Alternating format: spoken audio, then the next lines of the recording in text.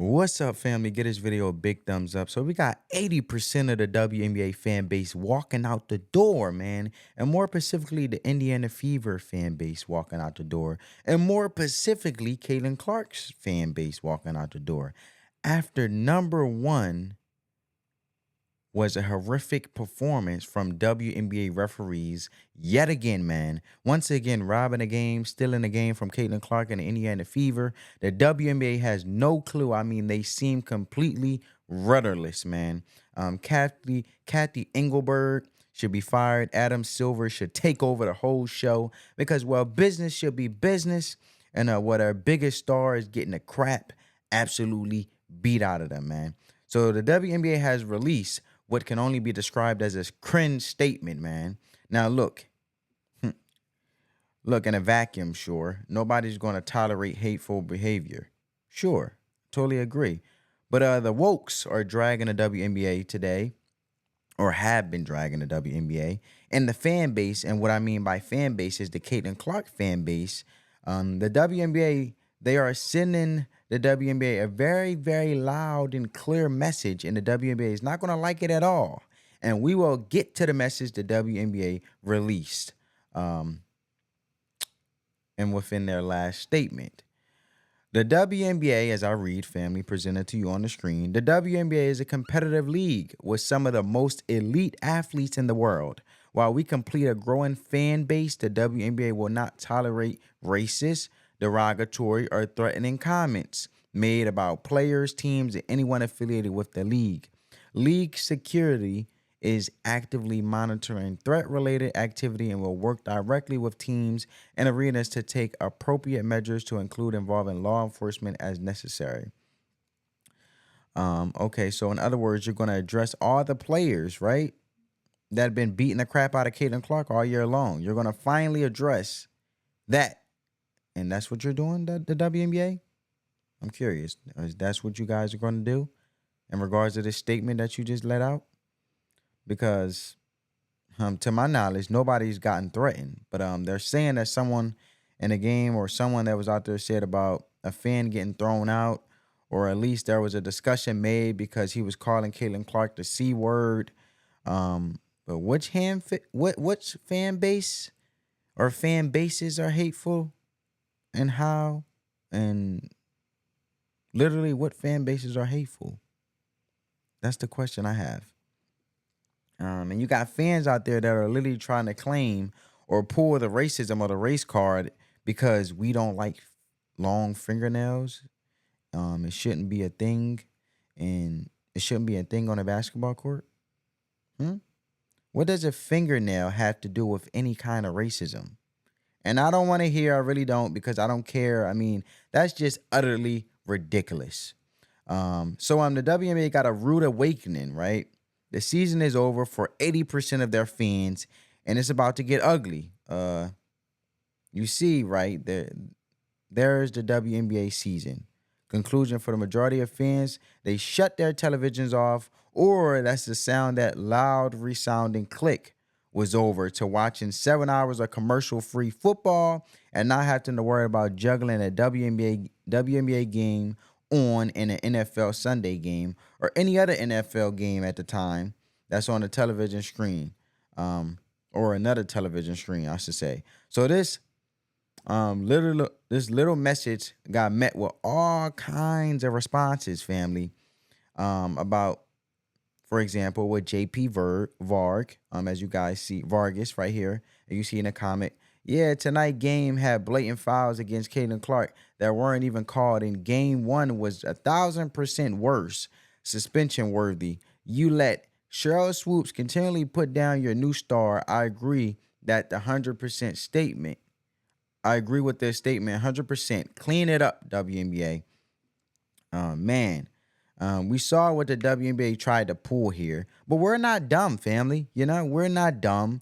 The hatefulness, the vindictiveness has been towards Caitlin Clark this season, all right?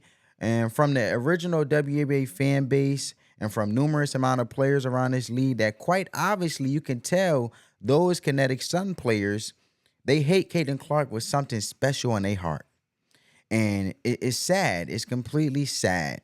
Between that little tie up within the game, when the Indiana Fever got removed or supposedly swept, um, got swept. The Indiana Fever got swept for their first loss, their first playoff game with Caitlin Clark, but then their loss because obviously they got you know they lost and they got kicked out of the playoffs.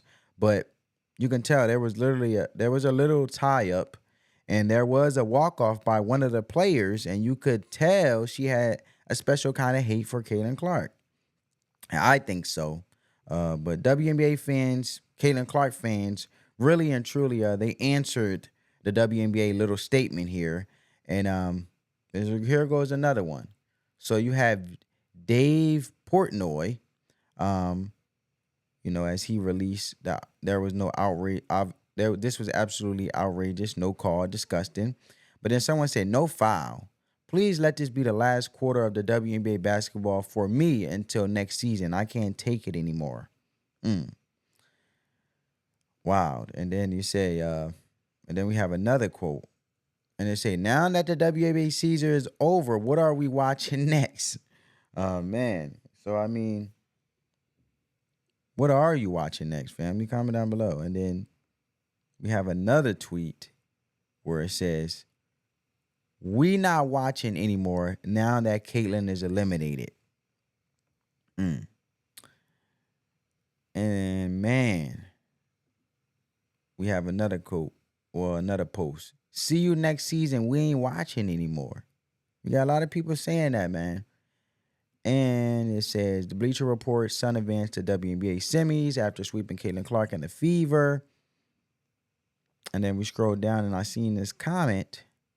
And it says, Clark out, we're out. That's all the WNBA we will watch this season. Done. And